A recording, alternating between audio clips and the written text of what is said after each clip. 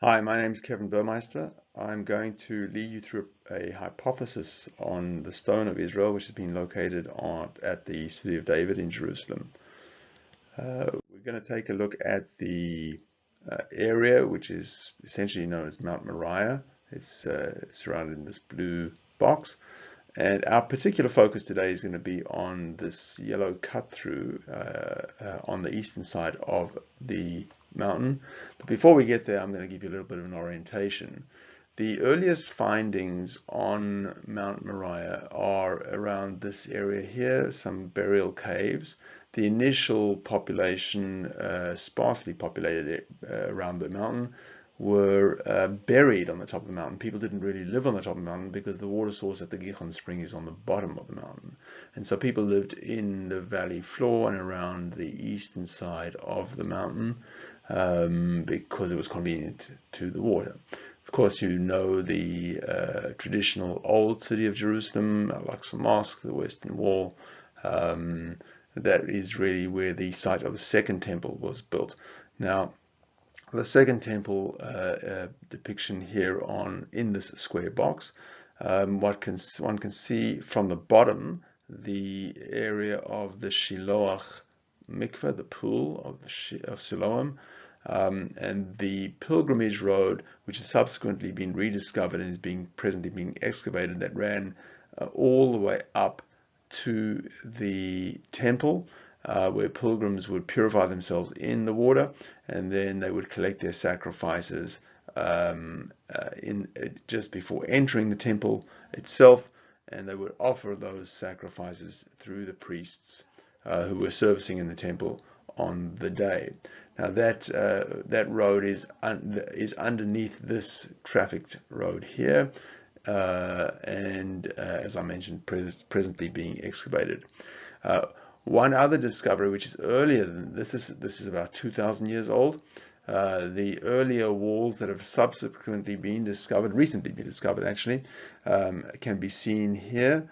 They were built by King Hezekiah almost 600 years or 500 years before the Second Temple period of Herod. And those walls were destroyed by the Babylonians. King Hezekiah went on a very large campaign to protect the city. The city the lower city had natural protections because it was built on between two valleys, the Kidron Valley here, and the valley on which the pilgrimage road ran.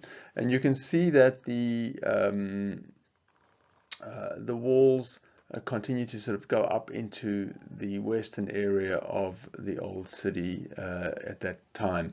But these walls along the eastern side were recently excavated, and we're going to sort of look at them here, placed into this position here as the city wall running around the eastern side. Here it is depicted in this map. Between these lines. Part of this wall was discovered almost 50, 60 years ago. This section of the wall was discovered here only this year, 2021, and there's continuing excavation north and south, but there has been other sections of the wall discovered further to the south. We're also going to be looking at this passage, passage 18, and specifically we're going to look at the rock cut rooms and area U, which is really where the present excavations are taking place.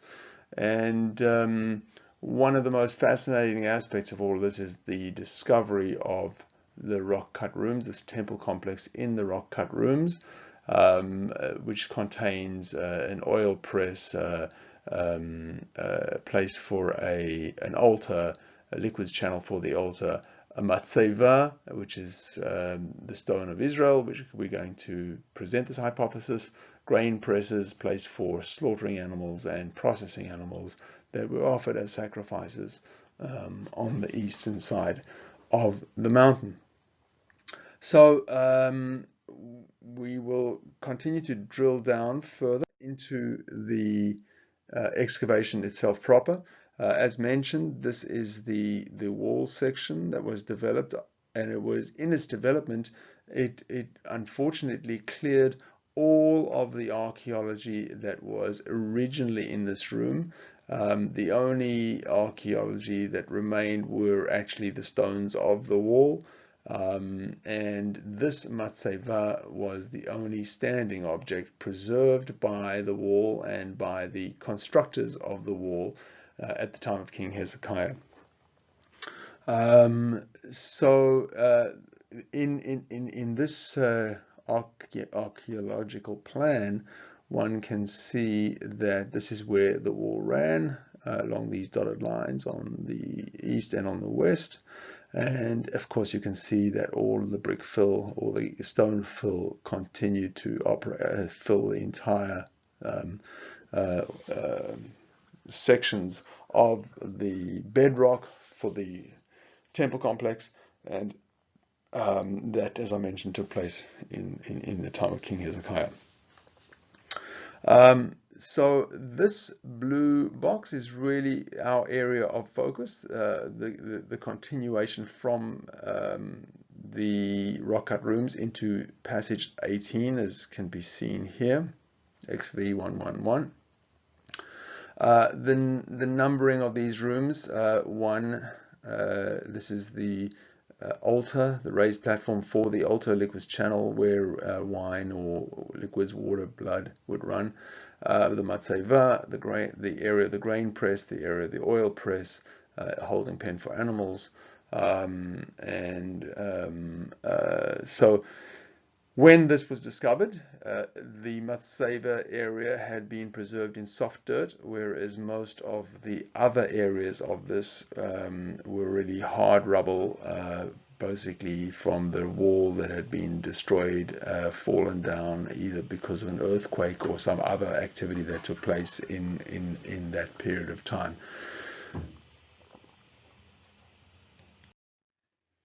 So again, focusing in on this blue box, which is our area of inquiry here.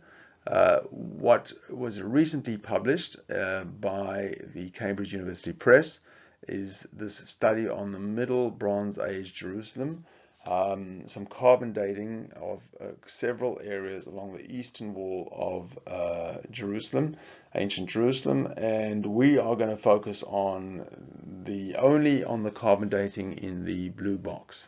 This is particularly my area of interest, and I wanted to articulate the findings. So the cut B, which you can see reproduced over here, was located here at this wall section, actually in a drainage tunnel. If we look closer, you can see this is the inner section of the drainage tunnel. Obviously from some collapse of earth, or from some earthquakes, or from earth compression, soft earth compression over thousands and thousands of years. 2 particular samples were taken, or 4 particular samples, 9965-10293, 9964-10292, immediately above and below the channel. And other samples were taken very close by, just immediately east, 9181 and 9962. That really is the sampling that took place here on the western side of the rock cut rooms.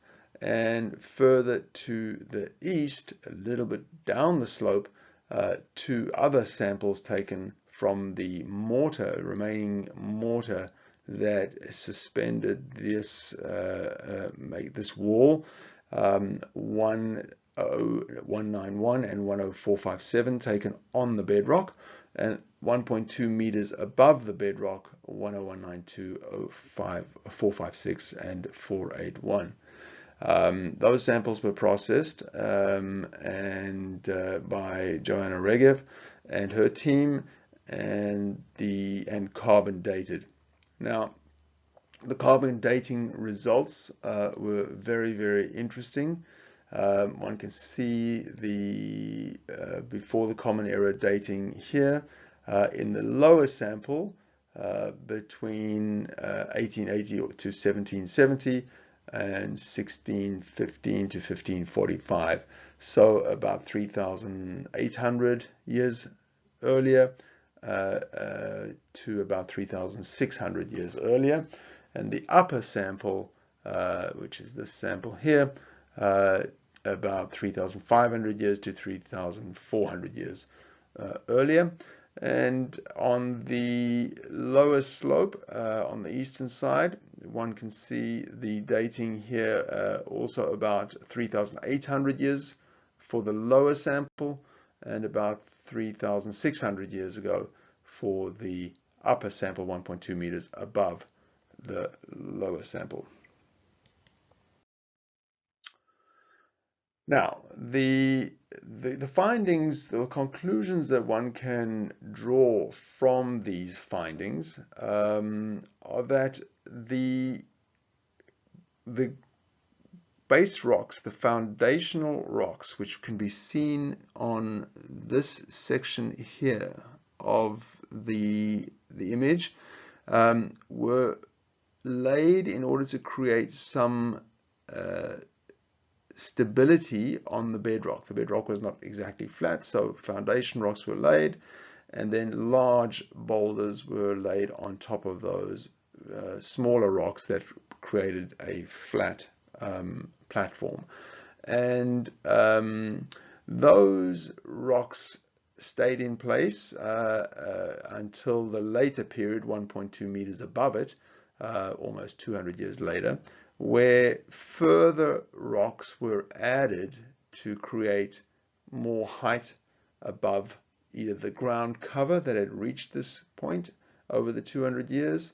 But in any event, there were more rocks placed on top of the rocks that had already been suspended by the bedrock 200 years earlier. And that's important because it indicates that there was some ground cover that had accumulated over 200 years that probably concealed the lower foundations, and on which the upper constructions were loaded and then constructed. Now, that ground cover is important because it was preserved, or at least this would have been preserved to 1.2 meters. This area was undisturbed by earthquakes or other movement because it was rocks that had been set in mortar, and they had held their positions over these 3,500 or 4,000 years. But on the on the western side, where there has been ground compression, you can see that the gap in time between the samples from 3,800 years ago to 3,500 years ago, you can see that the ground has been compressed. One of the reasons why we know that ground was compressed is because there were earthquakes in the area. We have evidence of earthquakes. A paper was published on that recently. And so soft earth would have been compressed, whereas the mortar here that suspended these samples was not compressed. But that essentially means that there was some ground cover that filled at least up to this 1.2 meter height, all the way over the rock cut rooms, and leading up to the evidence that we've now discovered on the western side. It's important because if you look at the biblical parallels, Jacob anointed a stone Matzeva, the stone of Israel, in Beit El in the year 1576 before the Common Era, so 3,500, 3,600 years ago, and he returned back to that stone 3,550 years ago. When he took the name Israel upon himself, and he took the name Israel upon himself at that stone. So we really have a very interesting convergence of dates over here at a very unique and important location on Mount Moriah, which is the most holy mountain for Jews, and on which many other teachings and stories from the Bible are based. If we look at the sporadic activity of Jerusalem and it's in the carbon dating, one can see that this period of time, we're looking at the grayed areas in the background here, which is the total sum distribution for Jerusalem only. And we can see the calibrated dating in this period here from roughly 4,000 years ago to 3,800 years ago, 3,700 years ago, is the period of Melchizedek, the high priest of Salem, of Shalem, which is the precursor name for Jerusalem. Abram, of course, gave it the name Yerushalem when he joined with Melchizedek and tithed to the high priest of Shalem, of Melchizedek. The convergence of that name, Yerushalem, is thought to be the origin of Jerusalem. Abram's son Isaac was offered at the Temple Mount at Akedah Yitzchak, and that took place in the middle of the 1750, thereabouts, in this period of time. Later on, Jacob, who anointed the stone of Israel on the same location as his father Isaac had been offered at Mount Moriah, did so in the period of 1550, 1560, 3,500 years, 3,600 years earlier. So the correlation of time periods from the carbon dating evidence is very interesting, showing heightened activity on the mountain during the Melchizedek period, heightened activity on the mountain during the Isaac period, and heightened activity on the mountain during the Jacob period. Of course, after Jacob, Israel left, Jacob's family left Israel, went to Egypt, and did not return from Egypt until much later, 3,200 years ago. Now, one interesting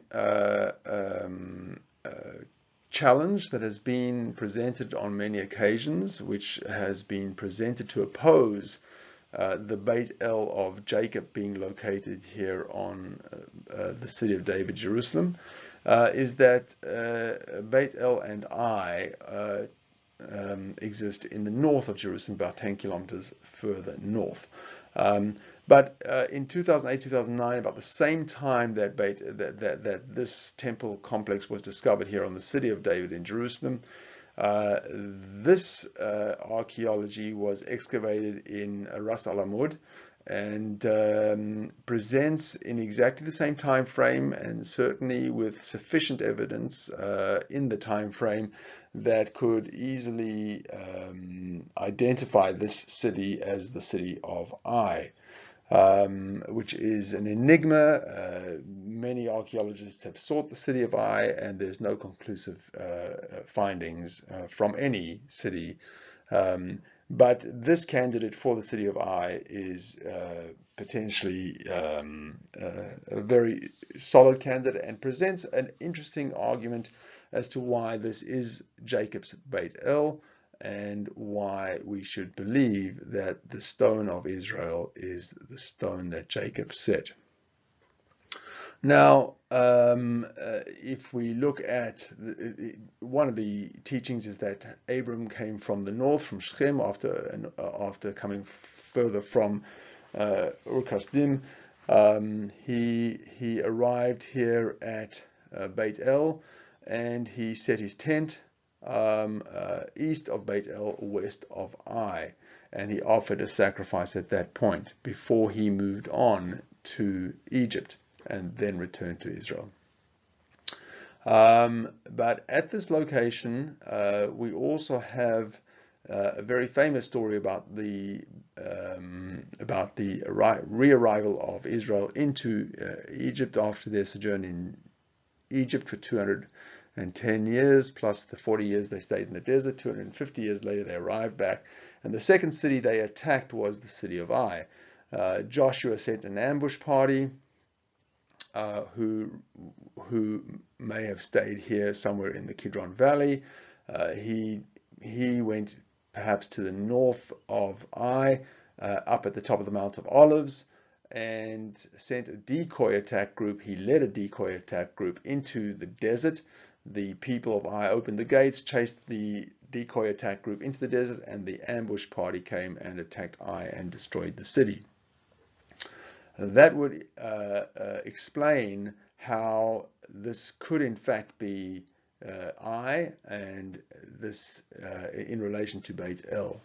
One other interesting, and the last point I'll make here, is that the territory of Binyamin, was separated from the territory of Judah at the location here on through the city of David.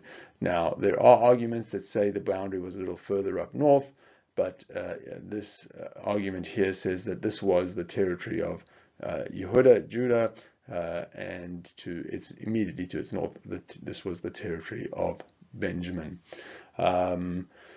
That is the hypothesis. That is the argument as to why this is the Stone of Israel, and we will continue to develop the archaeology, and please God, we'll be guided and find a solution that will ultimately determine this conclusively. Thank you.